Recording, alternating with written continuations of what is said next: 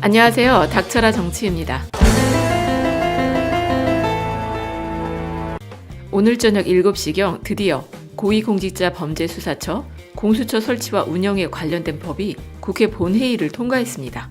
이제야 촛불을 들고서 몇 달 동안 검찰개혁을 외치던 국민들의 염원이 이뤄지게 됐는데, 하지만 공수처법이란 건 지난 1996년에 참여연대가 처음으로 입법 청원을 했었고, 노무현 대통령의 참여정부 때 공수처 법안을 만들기도 했으니 국회를 통과하게 되는 데만 장장 23년이 걸린 거 아니겠습니까?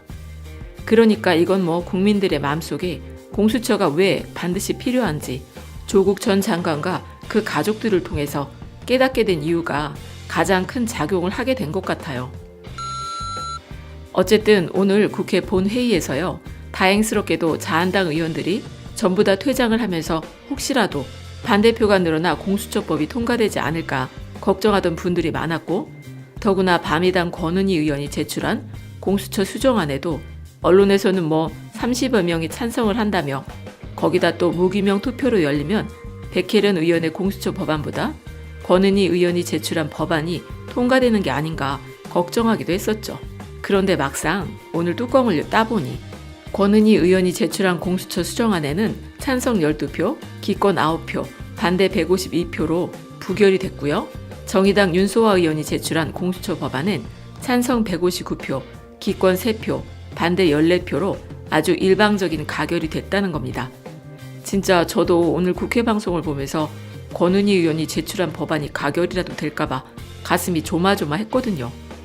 물론 엊그제 민주당 이종걸 의원이 165표는 확보해놨으니 걱정 안 해도 된다고 했지만, 갑자기 바미당 권은희 의원이 수정안을 제출하는 바람에 거기다 또 무기명 투표를 해야 한다고 법조계에서도 나서서 언론을 통해 압박하지 않았습니까? 어쨌든 오늘 공수처법 표결 결과가 전광판을 통해서 다 드러나게 됐는데, 거기에 보면은 민주당 금태섭 의원만 기권을 했어요. 아니, 엊그제 이종걸 의원은 공수처법 표결은 걱정 안 해도 된다며 심지어 조홍천 의원과 금태섭 의원도 공수처 법안엔 찬성을 한다고, 그것도 민주당 당론으로 결정해 민주당 안에선 반대표가 나올 수가 없다고 했었죠. 그래서 그 내용을 믿었던 국민들로선 금태섭 의원과 조홍천 의원이 공수처 법안에는 반대를 하지 않겠구나 라고 생각했던 것 아닙니까? 그런데 오늘 표결 결과를 보니까 금태섭만 기권을 했어요. 기권을. 물론 바미당이나 김동철, 박주성 같은 경우엔 애당초 기대를 안 했었지만, 그래도 민주당 안에서 그것도 당론으로 결정이 됐다는 공수처 법안에 금태섭 의원만 기권을 했으니 참 이건 정말 대단하다는 생각이 드네요. 그리고 지난주에 있었던 선거법 개정 표결엔 참석하지 못했던 추미애 법무부 장관 후보가 오늘 오전 10시부터 열렸던 청문회장에서 꼭 공수처법 표결엔 참여를 한다고 했어요. 그런데 또 한국당 의원들이요, 청문회 질의를 계속해야 된다고 난리를 치더니 심지어 여상규 법사위 위원장까지도 공수처법 표결이 시작되는 6시가 임박을 해서도 정회를 하지 않으니 민주당 의원들이 나서서 국회법 위반이라고 외치며 맞서게 되니까 그제서야 간신히 1분을 남기고 공수처법 투표에 참석했다는 겁니다. 아니, 그렇게 문재인 대통령 탄핵해야 된다고 허구한 날 빨갱이 타령이나 해대며 공산주의 된다고 나라 망한다 하더니 왜 공수처 설치는 그렇게 방해를 해대는지 도무지 이해하기 어렵다는 것이죠. 문재인 대통령이 그렇게 싫으면 대통령 사촌까지 탈탈 털 수 있는 공수처 설치에 당연히 찬성해야 되는 것 아닌가? 그걸 왜 반대를 하냐고, 반대를. 그러니까 국민들이 등 돌리는 거 아니겠습니까? 어쨌든 오늘이요, 이렇게 공수처 법안이 통과가 되면서 일단은 기뻐해야 할 일인 건 맞는데, 하지만 앞으로 있을 검경 수사권 조정안이나 형사소송법이나 검찰청법 개정도 마무리가 되어야 검찰개혁에 관련된 입법이 완성된다는 겁니다.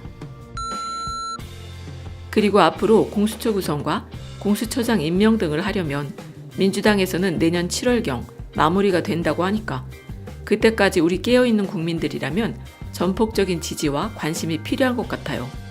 그리고 참고로 오늘 있었던 공수처 설치 법안은 정의당 윤소아 원내대표의 수정안으로 통과가 된 건데, 이 수정안은 민주당 백혜련 의원이 발의한 법안과 별 차이는 없다고 하네요. 다만 공수처법 통과를 위해서 4+1 협의체의 분열 방지를 위했던 것 같아요.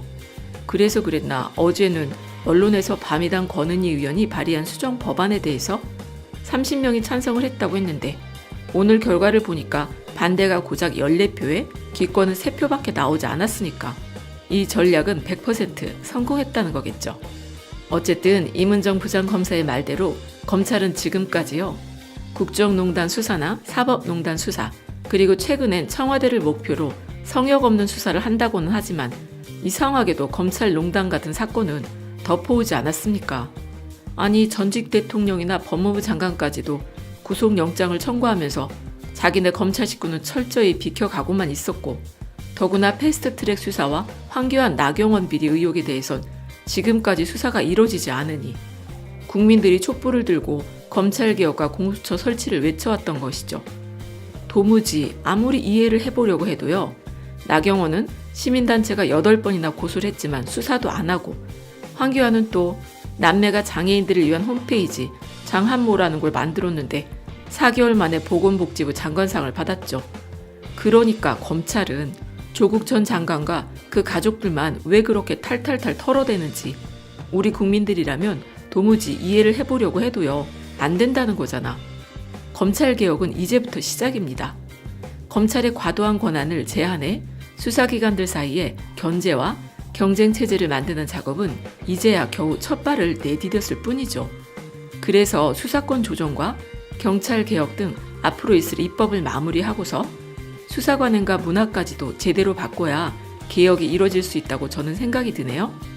그러니까 우리 깨어있는 시민들이라면 정신줄 놓지 마시고 고삐를 바짝 조이고 관심을 놓쳐선 안 된다는 생각이 드네요.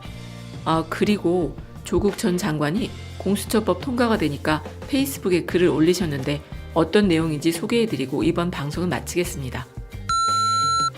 문재인 정부의 핵심 국정과제였던 공수처법이 드디어 국회를 통과했습니다. 1954년 형사소송법 제정 이후에 철옹성처럼 유지된 검찰의 기소 독점에 아주 중대한 변화가 생긴 것입니다. 학자로서 오랜 기간 공수처 설치를 주장했었고 민정수석으로도 관계기관과 협의를 하면서 입법화를 위해 벽돌 몇 개를 놓았던지라 만감이 교차합니다.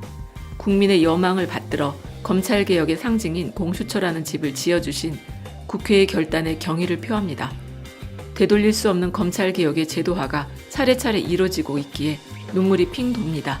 오늘 하루는 기쁠 수 있겠습니다. 검경 수사권 조정 법안도 조속히 통과되어 공수처, 검찰, 경찰이 각각의 역할을 다하는 견제와 균형의 원리에 기초한 수사구조 개혁이 이루어지기를 희망합니다. 시민의 한 사람으로서 새로 도입된 제도가 잘 운영, 정착되기를 염원합니다. 그럼 끝까지 들어주셔서 감사드리고 좋은 의견을 댓글로 많이 남겨주세요.